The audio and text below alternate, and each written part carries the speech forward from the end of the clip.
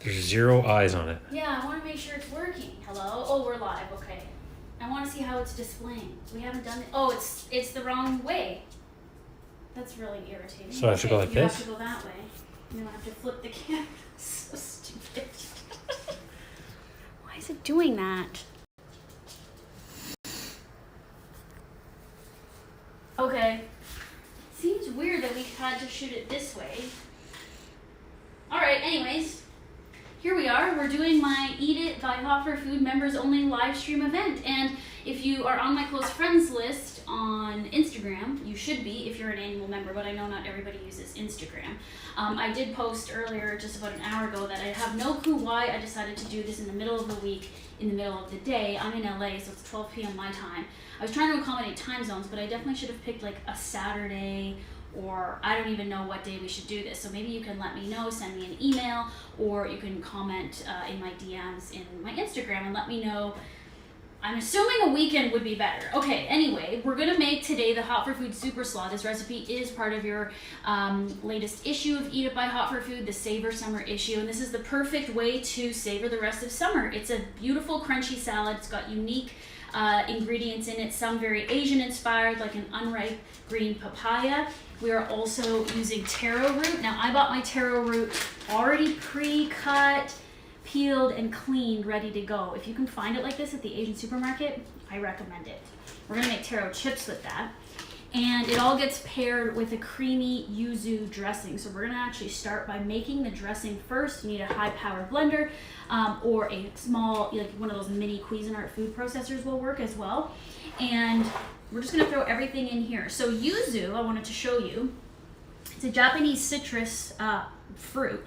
And you can buy the juice concentrate already like this. I also bought a larger bottle because I'm going to make more recipes with yuzu because it is my favorite citrus flavor. It's like lemon, lime, and tangerine mixed together. So if you can't get this for some reason, or if you don't want to order it online, or if you can't get it at an Asian market, which you should be able to find it there, you can do lemon, lime juice, and a little bit of tangerine juice in this instead. You can just buy tangerine from the store and squeeze it in your citrus squeezer. So it is 1/4 cup of the yuzu juice, and it's creamy, so we're gonna use vegan mayonnaise, 1/2 cup.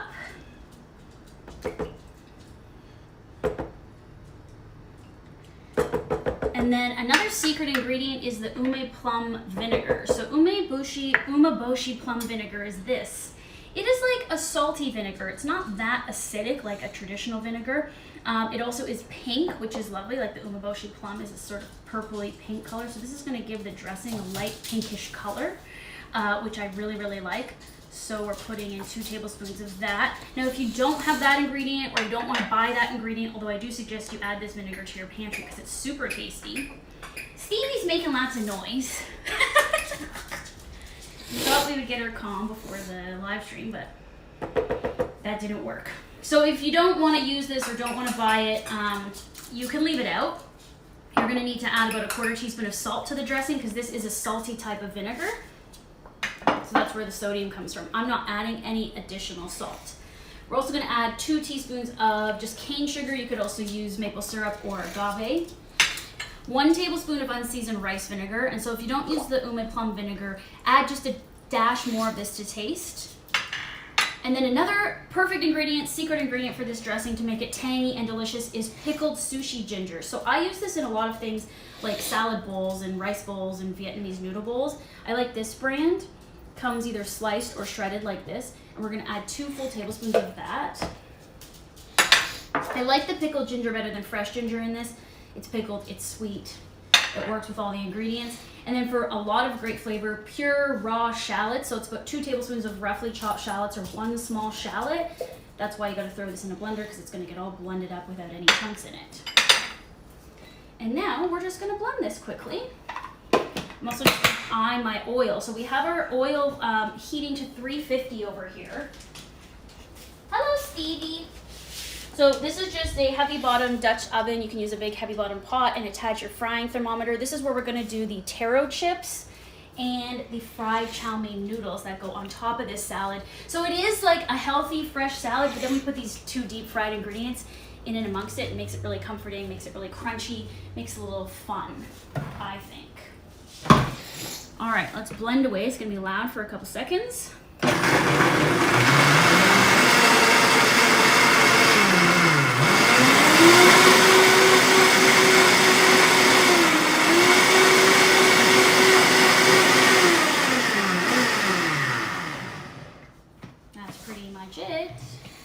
Of course, I pre-measured everything precisely, but it's always good just to taste it and make sure you like it. The yuzu is so good, mixed with the shallot. It's good to make this even a little bit in advance, even a day before if you want. Put it in the fridge. Can you see the light pink color? It's so pretty. I'm gonna put it in the fridge now, but if you give it a day, it'll taste even better. So that's the dressing done.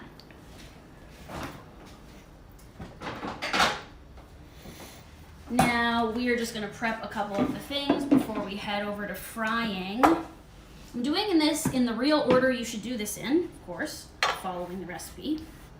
In case you were wondering, not cutting corners. Other than the fact that I had everything kind of like just prepped and measured. So for the taro, oh yeah, I showed you I bought these peeled taro root already. Now taro is so pretty because you can see these little purple flecks in the taro root, which look really cool once you fry it into little thin chips. So let's say you bought a whole taro root, it would obviously be like something like this. These are obviously just two different chunks from two different taros. But anyways, really you're gonna use half of a large taro. So you really only need one half like this.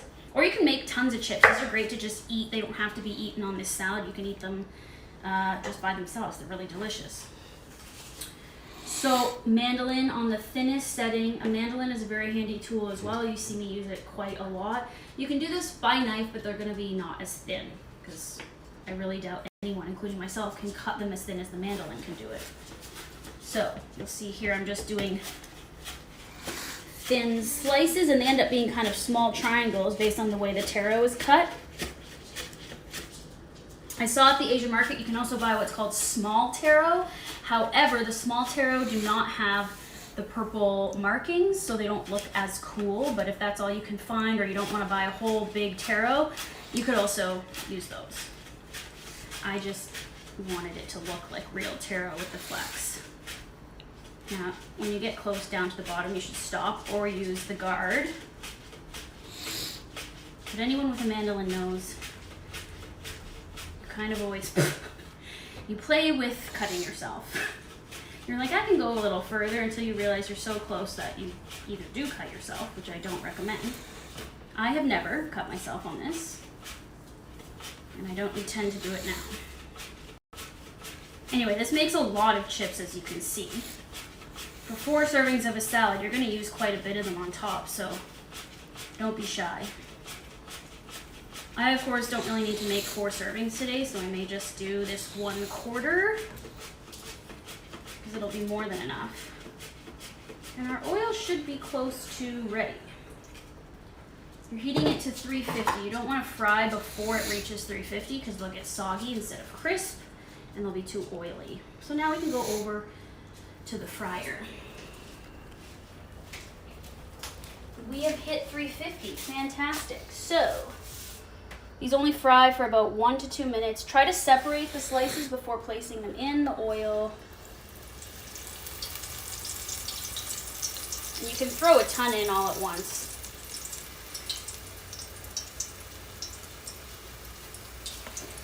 They kind of also separate themselves once they hit the oil, but I would not just throw the whole thing in one big pile. So you can see them floating, getting crispy.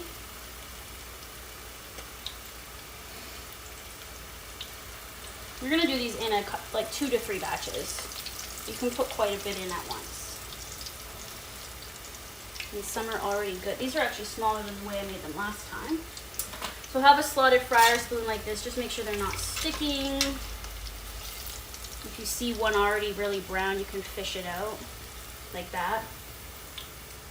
And put it out onto paper towel. So the fun thing about doing a live is We have to do this all in real time. There's no editing. I don't think anyone's watching, are they? Well, there are people watching. Hello. There's a chat you can pop out, guys. At the bottom of the screen, the chat is sort of separate. There's 3 dots at the bottom right corner. You can pop that out, and I will check in on the chat periodically throughout this. All right, so fish out the brown ones like that. I try to shake off just some of the oil before I go over here. That way they don't have excess oil sitting on them. I don't know why it's sticking to the spoon.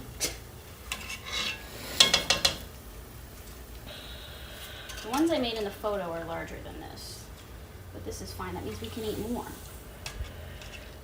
Now you see the oil gets cooler as you add food to it, so definitely wait until it's 350 again before you put more chips in the fryer. If you don't fry at a hot enough temperature, you end up getting soggy, oily stuff.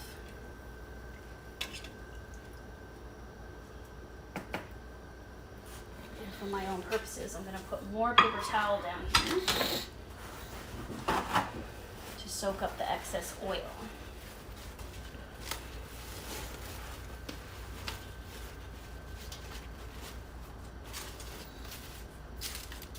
You should hear they should be making that sound. That means they're crispy and not soggy.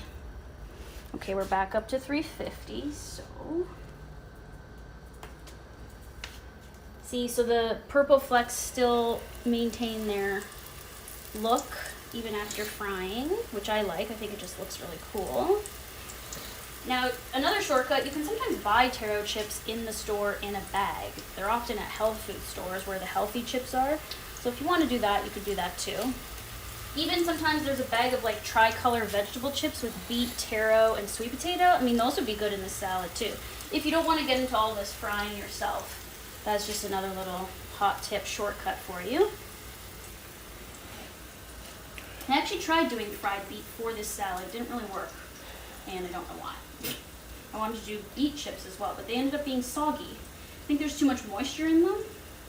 They're not starchy like the taro is.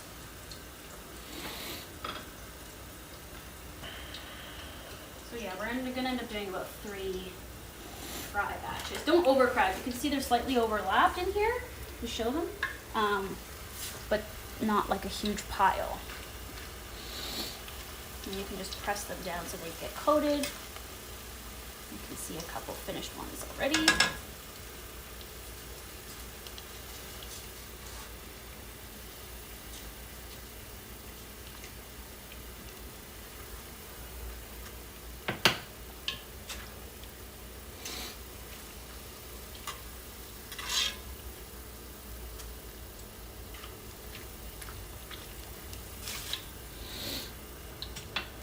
You can also just take a little bit of salt right out of the fryer, just sprinkle it on, and it'll stick a little bit to the chips. The oil gets very cool very fast.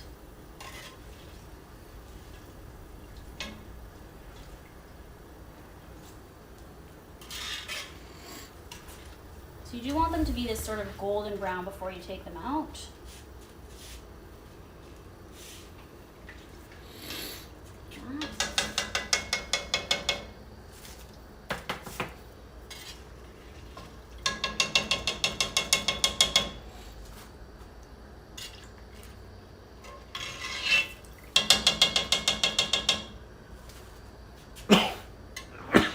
Bless you.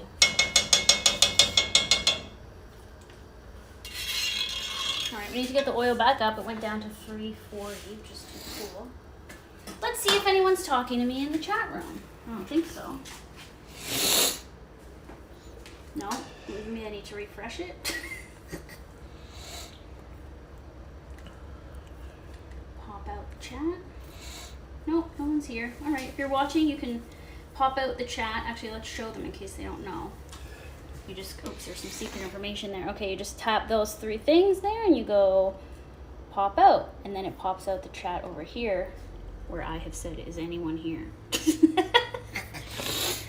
And no one is here. Okay, well hopefully you're watching this at a later date and following along, or at least seeing the tips and tricks on how to make the Hot for Food Super Slaw.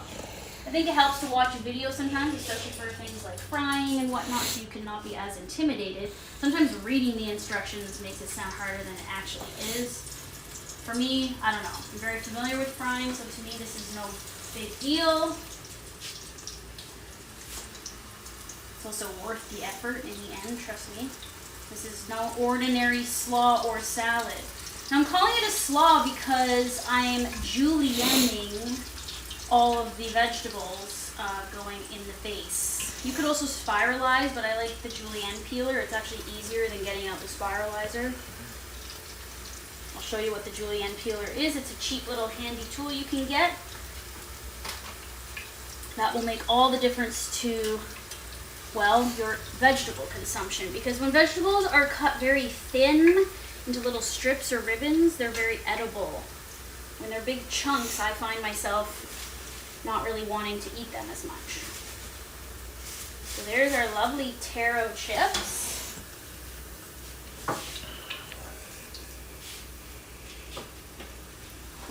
And then right after this, at the same temperature, we're just going to fry about 60 grams of chow mein noodles, and those are also going to go on the top. They'll be nice and crispy and golden. So let's talk about chow mein for a second. Here's two I found at the Asian market, and the reason I got these ones is because the only ingredients are wheat flour and water. And this one has turmeric for natural color instead of yellow dye number 5. You'll find a lot of the brands have yellow dye number 5, so I try to avoid that. And some chow mein may have dried egg in it or egg yolk, so look out for that. But these two are vegan friendly, so that's why we're going to use, I don't know which one we're going to use. One is more yellow than the other, just preference. I also did a version when I was testing with soba noodles that happened to be infused with yuzu, which was really cool. Those were okay, but they stay very straight like matchsticks. They don't curl up and puff up the way the chow mein does, as it's in like a bunch. But I just preferred the look of the chow mein, but taste-wise, the soba was also good. It just wasn't the look I was going for. These are the things I think about when I put together a recipe, because I'm always thinking, what is the photograph going to look like, right? Basically, once everything stops bubbling, they're done.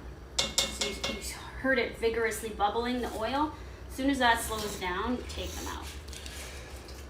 And then you'll notice the color is brown, and it will actually darken once you put it over here too. Okay, that's that. And the noodles will take less than a minute, probably 20 seconds. You'll see once we're back up to 350 again. Let's go with the yellow ones.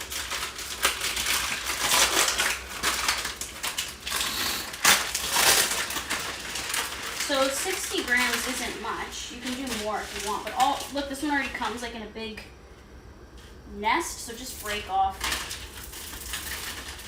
Basically break off the nest. And then you're just gonna put this straight in the oil. And watch what happens, it's really fun.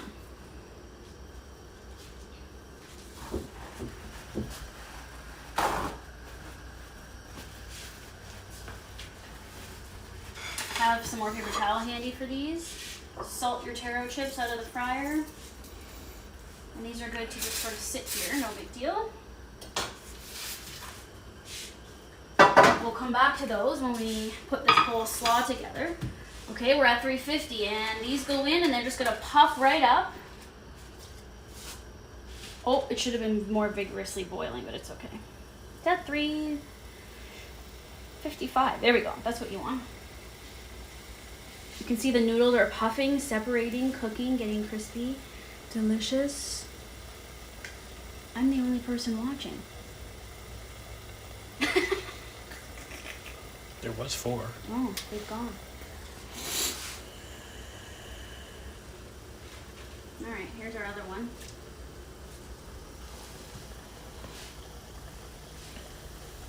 I know, I think people are working and this was a really dumb time to do this.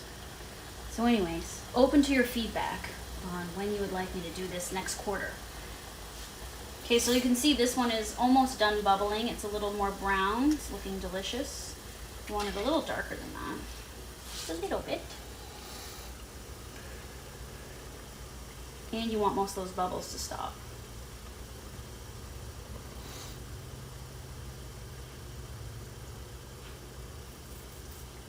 I like deep frying.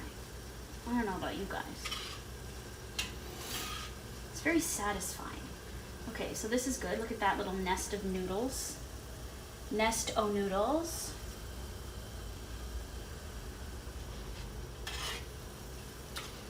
I think my measurement is incorrect on this recipe of 60 grams because for 4 servings, you would want to at least give each salad that amount. And this package is 230 grams. 225 grams. So, a package of chow mein.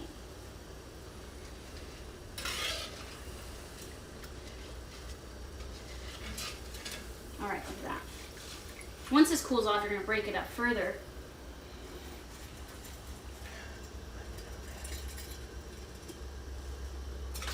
Try to fish out all the whoops. Fry accident. Okay, I'm not going to fry more because I'm not making 4 servings today, but you might want to do a little bit more than I just did so that you have little cool nests for each plate. And we can just turn that off and we can now move away from the stove.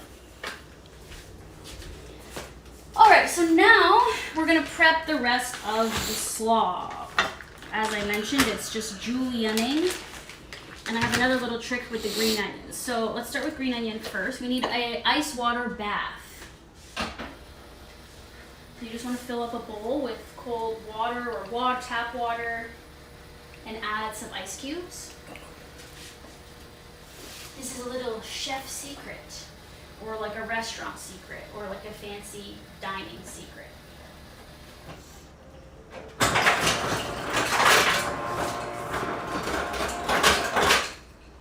There's our ice water bath. Have that ready. And then the recipe calls for 3 green onions. I'm just doing slightly less because, again, I'm not making a full serving. You only want to use the green part and the light green part down there. So cut those off and then cut these in half. And then what you're going to do is you're going to slice them all. Take your sharp knife and slice them very thin. Again, like a julienne, but this time you have to use a knife. And these little strips you put in the ice water and they'll curl up like little ribbons and it'll just look really cool on the salad. Again, you don't have to do this. You can diagonally on the bias cut the green onion or whatever you want to do. But I like this little trick. So you get these little strips like this are straight and then you'll see them curl in the ice water. So we're going to do all these and then let them just sit while we finish the rest of the veg. But I have to do them all. Watch your fingies. The thinner the better. If they're thick ones, slice them as thin as you can, like that. See, this one's a little thick, so we want to slice it.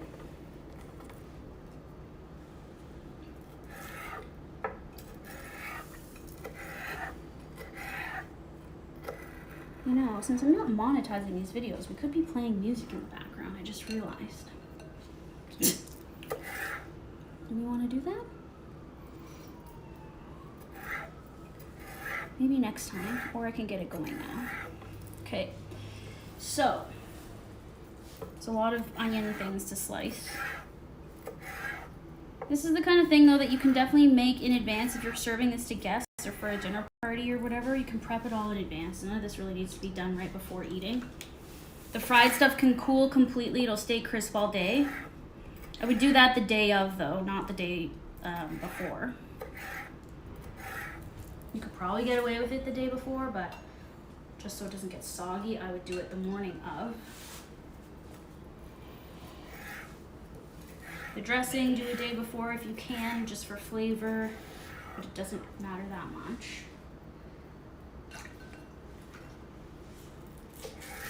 This can be done ahead of time and they'll stay curled. You can leave them in the fridge.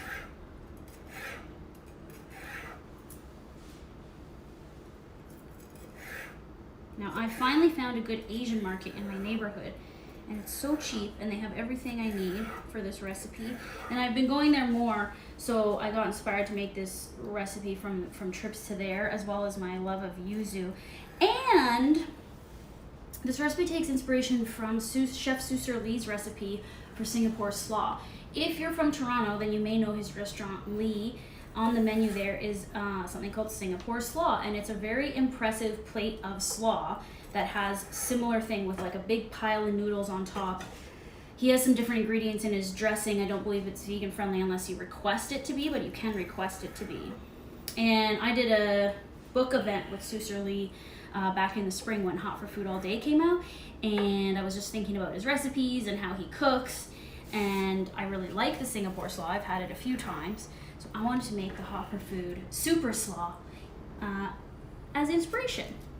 So it's not exactly the same, but it is taking the concept from that idea. I think he uses ume plum vinegar in his dressing. You can actually find the Singapore Slaw recipe online if you Google Singapore Slaw Suser Lee. I believe it's published by a magazine. I remember seeing it. Okay, so look, this is enough for my salad. We don't need to do all of these. So just set that aside. And now we've got our unripe green papaya. So unripe green papaya is exactly what it sounds like, but you will also see in the store like ripe papaya, which will be yellow on the outside, and that will be juicy and sweet. The unripe green papaya is crunchy, harder, more firm, more like a jicama. Doesn't have a ton of its own flavor. It's just like sort of a, I don't even know what to call it. Like it's kind of neutral, like celery or something like that. I guess this would be called a fruit. I'm calling it a vegetable. This is a julienne peeler. It's very handy. This was a cheap one. You can get these wherever. It will do. Okay, first, sorry, we have to peel the green papaya.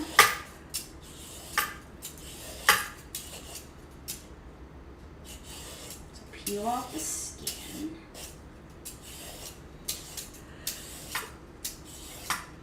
Now, if you're not going to use the whole thing, which we are not, just peel half of it. And then, with the julienne peeler, it's so easy. You just go like this. And it makes shreds. I don't know why I'm having a hard time holding on to this. It's slippery. Try to get them as long as you can, but see? Ooh, just like the green onions I cut with the knife, but this time it's easier with the peeler. You do have to press fairly hard, but go the length of the papaya. So it's best to do this with hard vegetables like carrot. I mean, potato would be great if you wanted to fry these into little stringies. Again, I find this easier than the spiralizer. I don't like getting the whole thing out.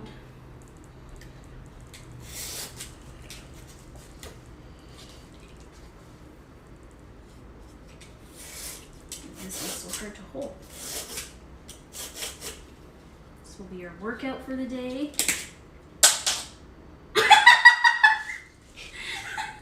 Why does shit like that always happen to me? Where did the blade go? Oh my god.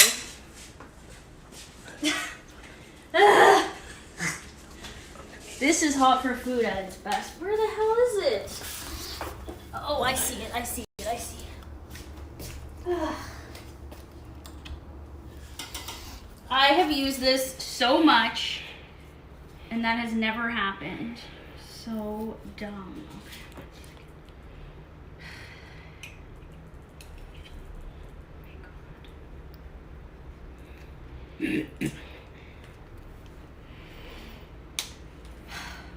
Okay, of course that happens this one time. I don't know why this is so hard. When I did it the first time, it was so easy. Okay. It's also really hot in here. I should put the air on. Okay. Yeah. Oh God, we're already halfway through this. I don't want it to be longer than an hour. Anyway, we're just making one salad. You're going to make more because that's what the recipe calls for. Or you could just make one. Just reduce the portions. No big deal. Okay, so eventually you'll hit the center of the green papaya, so you don't want to keep going. That's why I only did about 2/3 of it.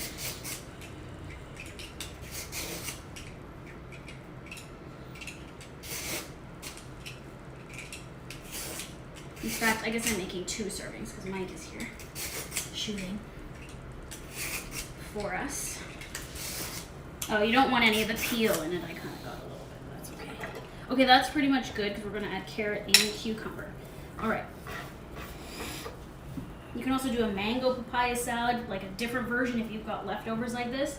Okay, so carrot, I've washed this.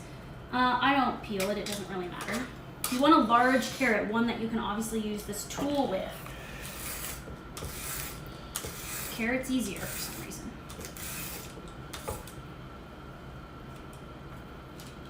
Anyway, doesn't this just make you want to eat these vegetables? The way they're all nicely ribboned together. This is like a salad based on my preferences, basically. Most of my recipes are based on my preferences, but this one in particular. If you tried to do this with a small carrot, it would be really irritating, so try to get a large carrot.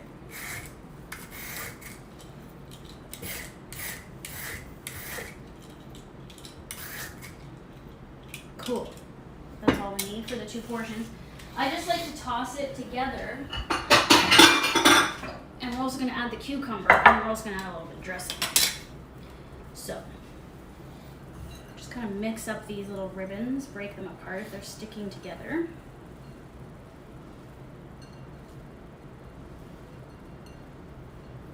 I guess I should have got a bigger bowl. Oh, we can just use this cutting board, it doesn't really matter. This is why I'll never open a restaurant, because like I'm a disaster in the kitchen. I just have to train other people how to do it, and they would do it more properly than me. Okay. It's just one of many reasons why I would never open a restaurant. Okay, now this is what's called the slicer cucumber. It's not an English cucumber. It is firmer, it is larger, and it is better for this purpose. I'm keeping the peel on. You don't have to. But remember, most of your pieces aren't going to have full peel once you start going lengthwise down the cucumber. And then once you get to the fleshy seed part, you'll stop. Look at that. Yummy.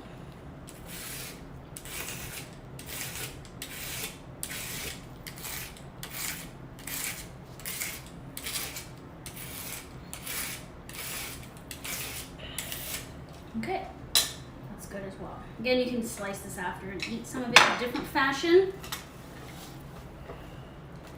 So I just like to dress some of it. I'm going to plate one on this lovely pink plate that matches our dressing.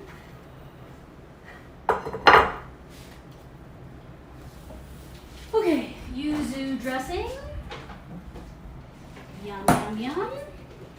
There's a number of ways you can do this. On the blog recipe for the members, for your membership, I have it in a big bowl. So what I did is I pre-dressed all of this, put it in the base, then I topped it with the other fresh garnishes, then the taro chips and the noodles. And how I would serve that in a big bowl is dress it all, toss it all together, and then serve it.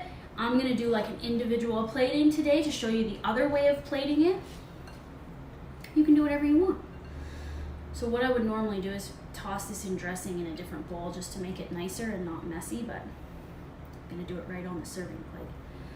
So I just take a little bit of our julienne veggies, put a little bit of dressing on here, and then I do like to toss and coat it all. Hands are always easier. I want a little bit more. This also was, I guess, slightly inspired by the fact that I like the tangled Thai salad at Fresh. If anybody knows Fresh restaurants, they do a jicama and carrot, I believe, spiralized salad base. And again, it makes you want to eat those vegetables raw because they're so tasty when they're thinly cut like this. Again, just a little bit of dressing. You're going to dress it with more at the end. But there's our veggie base.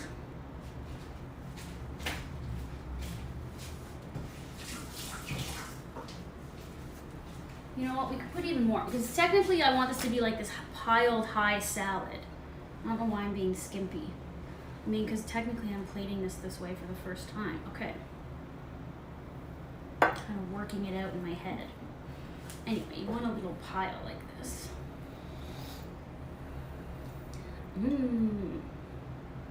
All right, we're adding toasted sesame seeds in here. Again, if you were to toss everything together, put the sesame seeds in the mix there. Okay, toasted sesame seeds. What am I forgetting? The onion.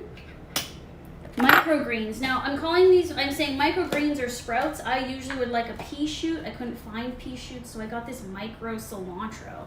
Cilantro is actually a great thing to add. We're also going to be adding Thai basil, so these are my sprouts for today, this micro cilantro, which will give it a really nice flavor. Here's our Thai basil. Now, you can tear these up, chop it up, whatever, but for looks, I like putting the small leaves just like throughout the salad like this. Sort of the purple, the green, just sort of placing the leaves around or in the greens. See, because the little ones are just so cute like that. Thai basil is my favorite herb. I like it better than Italian basil. I like Italian basil too, but this is just like got such a good flavor. Okay, so there's our Thai basil. We're also doing salted roasted cashews. You can also do peanuts if you want. I like the look and taste of cashews on this salad though. Actually, we're almost done. It was just all that julienning that was really the hard work. The frying was even easier. Now here's our ribboned green onions. So just take them out, the ones you want to use, and dry them off.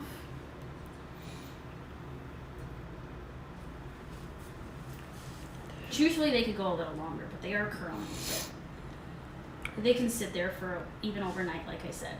And then just put your curly green onion all over there. A little bit more. So pretty. Okay. I don't know why. I have everything out. I'm not forgetting anything. Let me just make sure. Abby is watching and said, can you include your vegan-friendly chow mein brands in the recipe post? Yes, I will do that. Yes, I will add them. Thanks. Okay. That's it. We just need the fried stuff. So, to finish off our cool hot for food super slaw. Craziness that I'm doing here. We're going to put the taro chips in there. And I kind of like to just, yeah, you want to be able to still see the vegetables, so put those around like this. I don't even want to eat it, it's so pretty.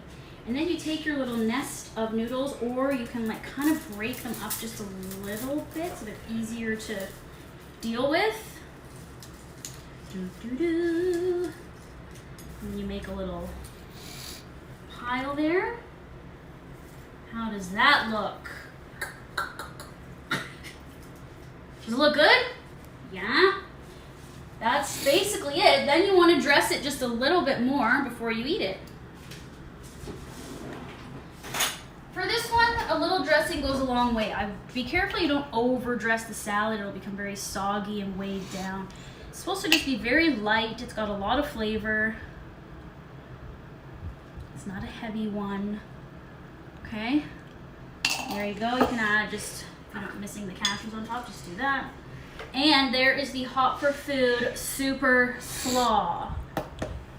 So pretty. Do I have to eat it on camera? I do. You don't want to though because it looks so good. Okay, so the recipe is in your latest issue. Go click it. It's a new recipe. It wasn't part of the initial release when I launched July 1st.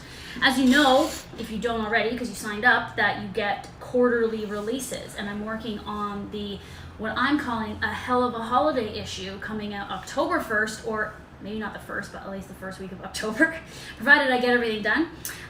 It'll be out, don't worry. And that'll have a full holiday menu in it for Thanksgiving and or the holidays in December. The feature ingredient is miso, so there'll be 3 miso recipes that feature miso, one of my favorite ingredients also. And what else can I tell you about that?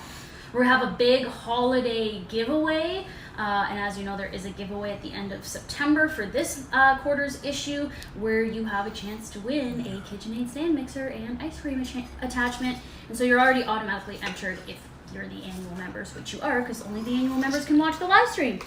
Okay, let's eat something. And stop talking. It's a messy one.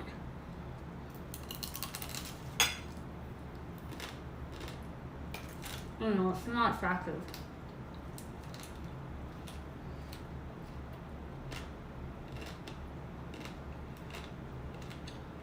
Mm-hmm.